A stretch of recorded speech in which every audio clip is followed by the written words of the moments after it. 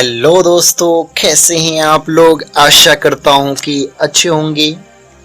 आज मैं इस वीडियो में अ पिंच ऑफ स्नफ के ऑब्जेक्टिव क्वेश्चन पे चर्चा करूंगा जो इस बार 12th एग्जाम के लिए बहुत ही इम्पोर्टेंट है।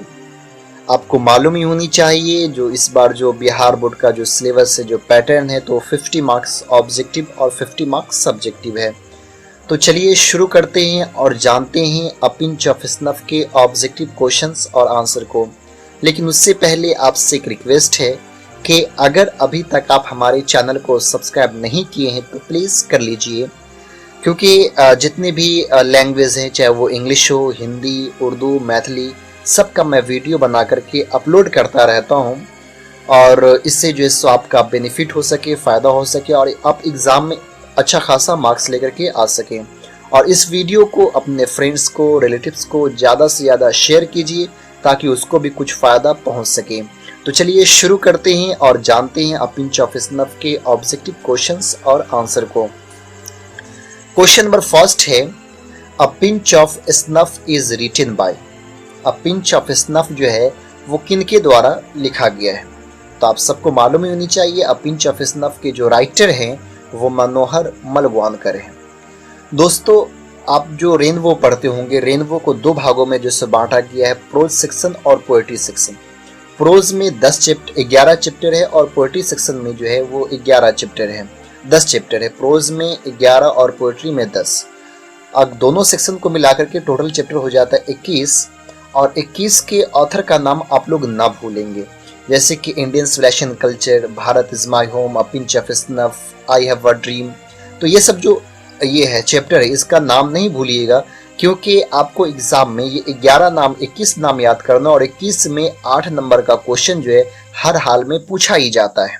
और 8 नंबर आप 21 क्वेश्चन याद कर लेते हैं और 8 नंबर मिल रहा है, इससे बड़ी बात क्या हो सकती है। तो इसलिए मैं हर चैप्टर में जो है ना, मेरा पहला क्वेश्चन यही रहता है कि वो चैप्टर किनके द्वारा लिखा गया। इस चैप्टर में भी आप लोग देख सकते हैं पहला क्वेश्चन जो है a pinch of snuff is written by, मतलब किनके द्वारा लिखा गया, तो मनोहर मलवानकर के द्वारा। अगला क्वेश्चन देखते हैं। अगला क्वेश्चन क्या है। अगला क्वेश्चन जो है, मनोहर मलवानकर वाज बोर्न इन। मनोहर मलवानकर का जन्म कब हुआ था। तो इनका जन्म जो है 1913 ईस्वी को हुआ था, ये याद रखिएगा, 1913 ईस्वी में। और एक दो बार अगर आप रिपीट करते ना किसी क्वेश्चन को तो माइंड में आपको आ जाता है और याद हो जाती है, तो इसलिए रिपीट करते चलिए कि नहीं, मनोहर मलवानकर वाज बोर्न, इनका जन्म कब हुआ था, तो 1913 में ये याद रखना है। और थोड़ा टफ काम क्या है, वो ईस्वी को याद रखना, जो ईस्वी है, ये डेट जो है, इस डेट को याद रखना स्टूडेंट के लिए बहुत ही मुश्किल काम है। तो आप लोग रिपीट करते चलेंगे और रिवीजन है कि नहीं, 2-3 दिनों पे अगर रिवीजन करते चलेंगे तो फिर भूलेंगे नहीं। हम लोग में होता है क्या, जो स्टूडेंट होती है उसमें सबसे बड़ी कमी ये होती है कि एक बार याद कर लिया, एक बार पढ़ लिया और उसको फिर दोबारा देखता नहीं है, भूल जाता है और फिर कहता हूँ माय गॉड, मेरी ब्रेन की कैपेसिटी जो कम है इसलिए मैं याद करता हूँ और भूल जाता हूँ। तो आप लोग जो भी याद करते, जो भी पढ़ते, तो उसको बार बार आप लोग रिवीजन कीजिए। 2 दिन पे, 4 दिन पे, 1 हफ्ते पे अगर रिवीजन करते हैं ना तो फिर उस चीज़ को आप भूलेंगे नहीं और वो एग्जाम तक आपको जो है आपके माइंड में जो है सो रहेगा।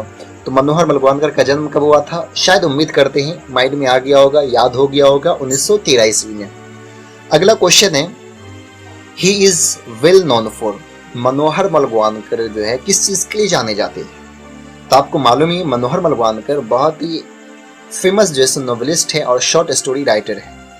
ये दोनों चीज के लिए बहुत जाने जाते हैं। तो मतलब याद रखना है आप लोगों को, novelist and short story writer. क्या याद रखना है, novelist and short story writer. ये इसके लिए बहुत फेमस थे, novelist and short story writer के लिए। मतलब कि 3 का आंसर क्या हो जाएगा, सी हो जाएगा। याद रखना है कि मनोहर मलवानकर जो थे, मनोहर मलवानकर फेमस थे नोवेलिस्ट और शॉर्ट स्टोरी के लिए। याद ही रहेगा, भूलेंगे नहीं। उम्मीद करता हूँ, आशा करता हूँ कि ये क्वेश्चन आप लोग भूलेंगे नहीं। चलिए अगला क्वेश्चन है, distant drum, the princes, a bend in the Ganges and Bombay beware. ये जो 4 किताब के नाम हैं ये किनके द्वारा लिखा गया है। तो मनोहर मलवानकर के द्वारा जो है ये किताबें लिखी गई हैं। और इसको भी याद रखिएगा, ये भी आपको क्वेश्चन पूछ सकता है। और ये आपको स्टोरी ऑफ इंग्लिश जो है वहाँ पे ये सब किताबें की चर्चा की गई हुई है, तो इसलिए याद रखेंगे। डिस्टेंट ड्रम किसने लिखा, तो मनोहर मलवानकर ने। द प्रिंसेस किसने लिखा, मनोहर मलवानकर ने। तो नाम याद रखना, भूलिएगा नहीं। अगर 2-3 बार आप रिपीट करते हैं ना तो वो खुद ब खुद आपके माइंड में जो सेट हो जाता है। तो चलिए क्वेश्चन नंबर 5 पे देखते हैं 5 क्या है। A pinch of snuff has taken from. A pinch of snuff जो है वो किस किताब से ली गई है? याद रखना है, भूलिएगा नहीं। ये जिस किताब से लिया गया, ये आपका एक स्टोरी है कि एक जो फैमिली ड्रामा है, ये फैमिली ड्रामा ये जो किसी किताब से निकाली गई है, जिस किताब से निकाला गया उस किताब का नाम है contemporary Indian short stories in English. किताब का नाम याद रखना है, भूलिएगा नहीं। इसी किताब से जो है ना अ पिंच ऑफ स्नफ जो लिया गया है।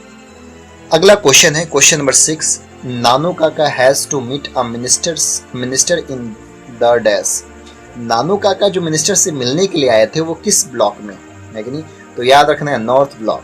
क्या याद रखना है? नॉर्थ ब्लॉक है कि नहीं, भूलना नहीं है। नॉर्थ ब्लॉक है, 2-3 बार रिपीट करते रहना है ना। 2-3 बार अगर रिपीट कर लेते हैं ना तो फिर आपको जो है माइंड में सेट हो जाएगा, उसको फिर बार बार देखने की जरूरत नहीं। हाँ, फिर 2 दिन हो गया, 1 हफ्ता हो गया, अगर ऐसे करके रिविजन करते तो फिर आपकी माइंड में ये हमेशा के लिए क्वेश्चन जो है सेट हो जाएगा।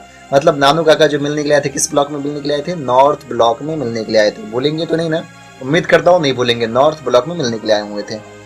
अगला क्वेश्चन है Nanu Kaka manage to travel in second class on a ticket of. मतलब नानू काका जो आए थे दिल्ली ऑथर के घर पे, लेखक के घर पे, तो सेकेंड क्लास से आए थे। ट्रेवल जो किए थे, यात्रा किए थे सेकेंड क्लास पे, लेकिन वो मैनेज कर करके आए थे कि नहीं। वो टिकट जो कटाए थे वो कौन सी क्लास का कटाए थे? तो याद रखना है स्लीपर क्लास। अगर आप लोग सफर किए होंगे ट्रेन से तो मालूम ही होगा फर्स्ट क्लास, सेकेंड क्लास और स्लीपर क्लास किसको कहते हैं। तो मतलब टिकट जो था वो स्लीपर क्लास का था। कौन से क्लास का टिकट था? स्लीपर क्लास का।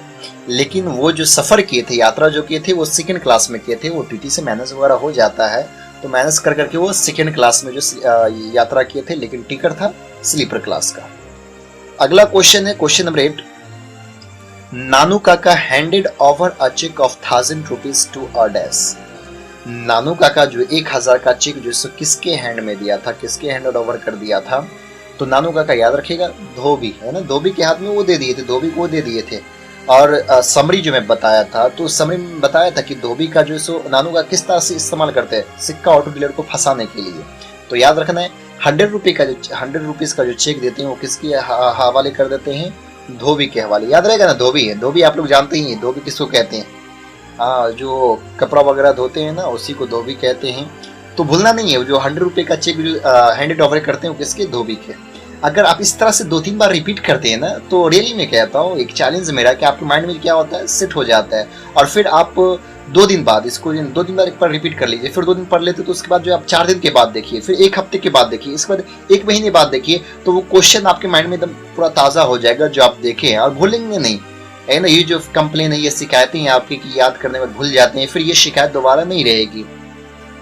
अगला क्वेश्चन है Nanu Kaka went to the dash auto dealers. Nanu Kaka जो सो कौन से डीलर के पास जाते हैं? कौन से ऑटो डीलर के पास? तो अभी मैं ऊपर ही चर्चा किया था, मतलब सिक्का ऑटो डीलर के पास। सिक्का ऑटो डीलर के पास, मतलब कि 9 का आंसर जो है ए हो जाएगा। अगला क्वेश्चन है क्वेश्चन नंबर 10। नानू काका गिव दी डैश और 2 rupees notes as a reward.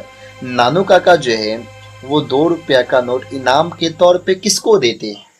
तो धोबी को देते हैं। 2 रुपए का नोट जो इनाम के तौर पे जो है ना किसको देते हैं? धोबी को देते हैं। याद रहेगा ना, 2 रुपए का नोट इनाम के तौर पे धोबी को वो देते हैं। अगला क्वेश्चन क्वेश्चन नंबर 11 है Nanu Kaka give the minister the address of the dash. Nanu Kaka जो है मिनिस्टर को किसका एड्रेस देते हैं?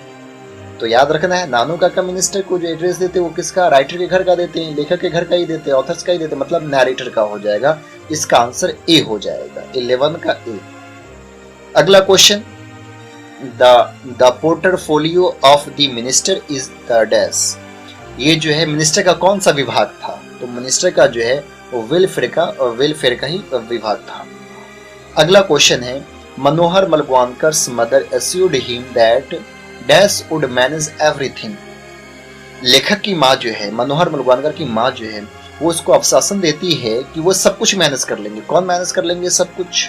तो नानू काका वो खुद से सब कुछ मैनेज कर लेंगे, है कि नहीं। ये इसकी माँ कहती है, लेखक की माँ कहती है कि तुमको घबराने की जरूरत नहीं, वो सब कुछ खुद मैनेज कर लेंगे। अगला क्वेश्चन है question number 14। There is nothing like honesty was said by. There is nothing, ये लाइन किनके द्वारा कहा गया था? There is nothing like honesty, ये लाइन किसके द्वारा कहा गया था? तो ये लाइन जो है नानू काका के द्वारा ही कहा गया था।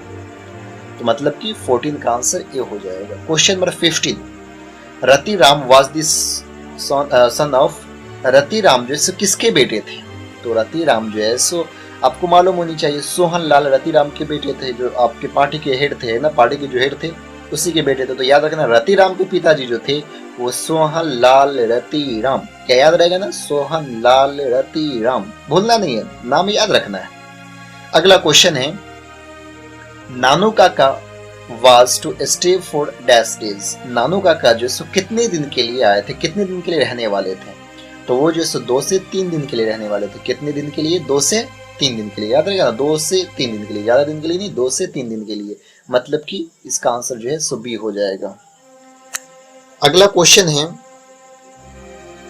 Question number 17, Nanu Kaka had टायर्ड a huge dash turban around his head, Nanu Kaka जो अपने सर के चारों तरफ जो पगड़ी बांधे थे उसका कलर कौन सा था? तो इसका कलर जो ऑरेंज था, मतलब कि बी हो जाएगा इसका आंसर।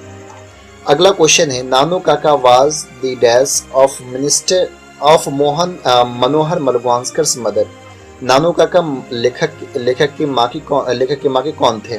तो वो ब्रदर थे, भाई थे दोनों। नानू Kaka was the नैरेटर्स dash, Nanu Kaka जो है नैरेटर कौन थे, मतलब लेखक के कौन थे? तो मैटरनल अंकल थे, मामू थे, मतलब कि इसका आंसर बी हो जाएगा। अगला क्वेश्चन है, dash is the main character of a pinch of snuff, इस चैप्टर के जो है अ पिंच ऑफ स्नफ के मेन कैरेक्टर कौन है? तो नानू काका ही है, तो मतलब कि इसका आंसर सी हो जाएगा। अगला क्वेश्चन है, Nanu Kaka had a unique quality of telling, Nanu Kaka पे क्या इसकी यूनिक क्वालिटी थी? तो वो जो है ना सो लाइज की, झूठ बोलने की, है ना, टेलिंग लाइज। अगला क्वेश्चन है, was coming to visit the narrator's family, कौन जो है सो लेखक के घर को घूमने के लिए आ रहे थे, विजिटिंग करने के लिए आ रहे थे? तो मालूम नहीं चाहिए आप लोग को, नानू काका, मतलब कि 22 का आंसर हो जाएगा सी। तो दोस्तों इस तरह से 22 क्वेश्चन था इस चैप्टर से। आगे में मैं इस चैप्टर का और कुछ क्वेश्चन लेकर के आता रहूंगा और उम्मीद करता हूँ, आशा करता हूँ कि यह वीडियो आपको पसंद आया होगा। और जो भी मैं क्वेश्चन अभी रिपीट किया हूँ, जो भी क्वेश्चन मैं अभी पढ़ा हूँ, आशा करता हूँ कि उसका आंसर भी आपको याद हो गया होगा।